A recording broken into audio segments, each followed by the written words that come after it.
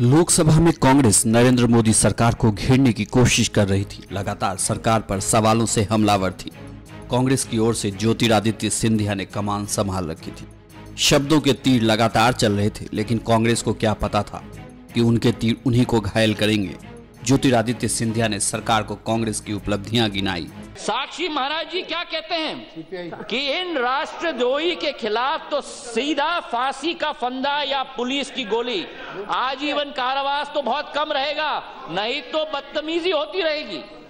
और इसके साथ सरकार के विधायकगण अनेक प्रांतों से, कैलाश चौधरी भाजपा के विधायक राजस्थान कहते हैं राहुल गांधी देशद्रोही है, राहुल गांधी देशद्रोही है, उनकी गोली से उड़ा देना चाहिए, भारत माता की ओर उंगली उठा। और आज सरकार अध्यक्षा महोदय संसद में एक सांसद के विरुद्ध ऐसे शब्द उपयोग किया जाए और सरकार मूक दर्शक के रूप में आज खड़ी हुई है। क्या ये हम लोगों का लोकतंत्र है? क्या ये हमारे नियम है? क्या ये हमारी परंपरा है? आज परंपराओं की बात की जाती है अध्यक्षा महोदय, और कहा जाता है कि जो कांग्रेस का स्वर्ण इतिहास है राष्ट्रभक्ति का, हमारे प्रधानमंत्रियों ने अपने जीवन का बलिदान दिया है, सरदार बेअंत सिंह पंजाब ने अपने जीवन का बलिदान दिया है, वीसी शुक्ला जी ने अपने जीवन का बलिदान दिया है, और आज ये सरकार हमको राष्ट्रभक्ति की सोच और विचारधारा देने वाली है। वो सरकार मैंने कहा प्रधानमंत्री लोग इंदिरा जी और राजीव जी दोनों ने। कांग्रेस ने अपनी देन सदन को तो बता दी थी, सरकार पर तीर चला दी थी, लेकिन नरेंद्र मोदी सरकार के मंत्री स्मृति ईरानी ने कांग्रेस की चलाई तीर को उन्हीं की ओर मोड़ दिया और सवालों के कटघरे में राहुल, सोनिया और कांग्रेस को खड़ा कर दिया। प्रश्न ये उठता है कि जिस अटल बिहारी वाजपेयी जी ने ये कहा, उन्होंने समर्थन किया इंदिरा जी का, दुर्गा का उन्हें स्वरूप माना, जब राष्ट्र के वैभव के लिए इंदिरा गांधी ने कहा कि जाओ और इंसानियत की रक्षा करो। आज मैंने देखा, they say politics makes strange bed fellows. Sugata Bose ji जब अपना भाषण दे रहे थे, एकेडमिकली बहुत अच्छा भाषण है, मैं भी सराहना करती हूं, तो सोनिया जी, Rahul ji, they were like compelled, they should, we all should compliment each other, shook his hand. I only wished that Dr. Bose was here to gift them a book called Dead Reckoning by Sharmila Bose. Who is Sharmila Bose? Dr. Bose's sister, a renowned historian. And in the Dead Reckoning she writes that the Bangladesh Liberation War was a fallacy.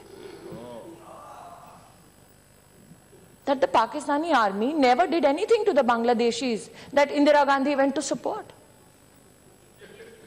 इसलिए आज प्रश्न ही उठता है कि सत्ता तो इंदिरा गांधी ने भी खोई थी, लेकिन उनके बेटे ने कभी भारत की बर्बादी के नारों का समर्थन नहीं किया था।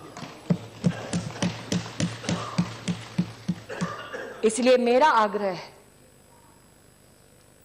दुर्भाग्यपूर्ण है, वेंकैया जी ने जो कहा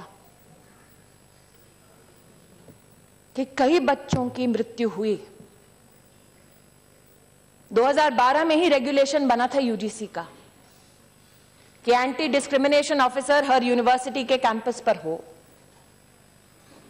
हमने वाइस चांसलर्स की मीटिंग बुलाकर आग्रह किया और उन्होंने स्वीकार किया कि एंटी डिस्क्रिमिनेशन ऑफिसर हर कैंपस में होगा। हमने जुडिशियल कमीशन बनाया। उन बच्चों को तो न्याय नहीं मिला जिन्होंने प्राण त्यागे जब कांग्रेस पार्टी सत्ता में थी, लेकिन हमने पक्षपात की राजनीति नहीं की। हमने कहा न्याय हो, दोषी जो है उसको सूली पर चढ़ाओ। हमने जुडिशियल कमीशन बनाया, एहसान नहीं किया, न्याय किया, कोशिश की। ये कोशिश मैं हर दिन करती हूं।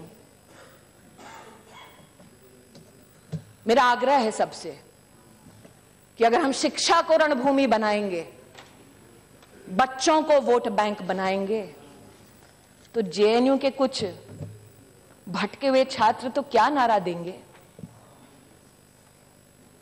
लेकिन इस देश को बर्बादी की कगार पर वो राजनीति ले जाएगी जो एक बच्चे की मृत्यु को भी राजनीतिक अवसर बनाकर इस्तेमाल करती है। इसलिए मेरा हाथ जोड़कर निवेदन है, जहां न्याय है उस न्याय को अपना काम करने दो, जहां पुलिस है उस पुलिस को अपना काम करने दो। आज मैं आह्वान करती हूं, अगर राहुल गांधी स्वयं मुझसे कहते कि स्मृति ईरानी चलिए हम दोनों मिलकर जेएनयू के छात्रों को कहे कि जिस भारत की बर्बादी के तुम नारे दे रहे हो, जिस तिरंगे को लहराने से तुम्हें शर्म आती है, उसी जेएनयू के कुछ ऐसे छात्र हैं जिन्होंने सरहद पर अपने प्राणों को त्यागा ताकि तुम आजाद हिंदुस्तान में बर्बादी के नारे दे सको। लेकिन राहुल जी ने ऐसा नहीं किया। मेरा आप सबसे आग्रह है कि जहां जहां आपको लगता है चुनौती है, आज आपने कहा SC ST के बच्चे फैकल्टी होनी चाहिए, यही निवेदन मैंने सभी वाइस चांसलर से किया। I have myself requested to every vice chancellor that listen to all children, every university which functions under the aegis of the government of India, listen to children, for they come with their emotional legacies and their social challenges, and it is incumbent upon us to provide them refuge and a productive life.